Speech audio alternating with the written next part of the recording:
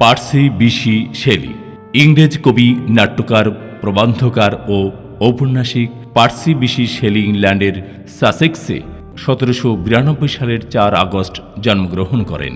বাবা sir Timothy Shelley ছিলেন সংসদ সদস্য ও মা এলিজাবেথ পিলফোর্ড বিশাল ভূসম্পত্তির অধিকারী। পরিবারেই তার লেখাপড়ার হাতেখড়ি। শিক্ষক ছিলেন রেভারেন্ড ইভান এডওয়ার্ড। 1810 সালে অক্সফোর্ডের ইউনিভার্সিটি কলেজ থেকে ম্যাট্রিক পাশ করেন। বলা হয়ে থাকে তিনি স্কুলে মাত্র একটি লেকচারে হাজির হয়েছিলেন, কিন্তু বাসায় প্রতিদিন 16 ঘন্টা পড়তেন। শেলির বিরুদ্ধে সবসময় ধর্মের অবমাননা বা রাষ্ট্রদ্রোহের অভিযোগ ছিল। Lord Byron, Leigh Hunt, Thomas Love Peacock ও তার দ্বিতীয় স্ত্রী মেরি শেলি তখনকার অন্যতম কবি ও লেখক। তিনি এ ধারার লেখক চক্রের অন্যতম ছিলেন। পরবর্তী সময়ে শেলি 3 প্রজন্মের কবিদের আদর্শে পরিণত হন।